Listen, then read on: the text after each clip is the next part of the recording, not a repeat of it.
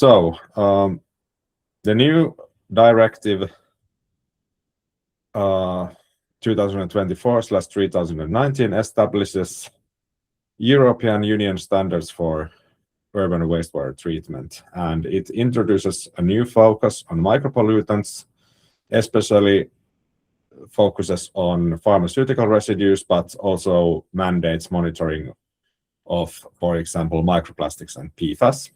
And this new directive, first and foremost, extends the original EU Urban Wastewater Treatment Directive from 1991 and adds a producer responsibility to the scope. This means that industries responsible for micropollutants, in this case, especially pharmaceutical residues, should fund the infrastructure needed to remove them in the wastewater treatment plants. And this will especially impact pharmaceutical and cosmetics industries. And the European Commission will also evaluate the directive by 2033 at the latest, at which point the review will include the possible addition of PFAS and microplastics to the extended producer responsibility scheme. And then Meeri will continue with more about the wastewater treatment directive. Yes, thank you, Anssi.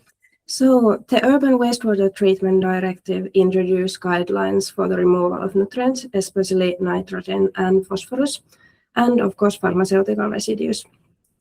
In addition to these, the directive lists other pollutants such as heavy metals, PFAS compounds, and microplastics that should be monitored and reported. And in general, directive guide member states to analyze pollutants that are generally found in wastewater samples.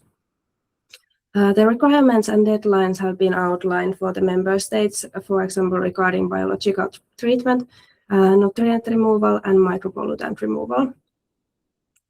The requirements and deadlines depend, for example, on the population equivalent of the urban wastewater treatment plant and the nature of the area where the treated wastewater is discharged.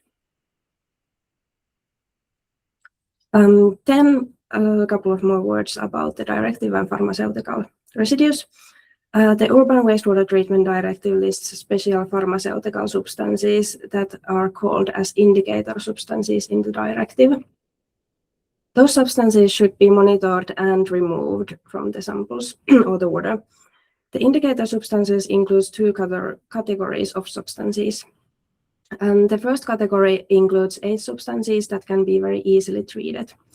The second category includes 3 substances and 1 mixture of isomers of methylbenzotriazole. And those substances in the category 2 can be easily disposed of. After analyzing these substances based on the results from the influent and effluent, the removal efficiency can be calculated. The minimum percentage of removal in relation to the load of the influent should be at least 80%. There are special guidelines for the calculations, and those are listed in the Annex 1 Part C in this directive. And then a bit more about what the new directive says about microplastics in wastewater. So the directive mandates monitoring of microplastics of inlets and outlets of large wastewater treatment plants. However, it does not state any hard limits for microplastics discharge, and this is mainly due to the evolving measurement standards for microplastics and also the still difficulty to set any specific standards. However, the aim of the directive is to standardize this area and also set a continent-wide data profile for microplastics. The directive also mandates monitoring of the microplastics in wastewater sludge, and this is especially in case when the intent is to reuse the sludge in agriculture, which is quite an important part of the reuse of nitrogen and phosphate in the wastewater treatment. Yes, then PFAS compounds in this directive. The Urban Wastewater Treatment Directive doesn't directly list certain PFAS compounds that should be monitored. So if you try, for example, to seek some special PFAS compound from the document, you won't directly find it there. However, the scientific evidence shows that PFAS compounds can be present in the wastewater even in high concentrations. And because PFAS compounds pose significant environmental and health concerns, a better understanding of their transport is very important. Therefore, the directive recommends the testing of PFAS compounds at least in 2 situations. And those situations are if the wastewater is discharged to the areas where drinking water is taken, or if the wastewater originates from industry.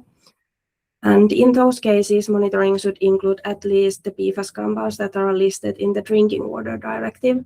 And the Drinking Water Directive includes 20 substances, and it gives limit values for them.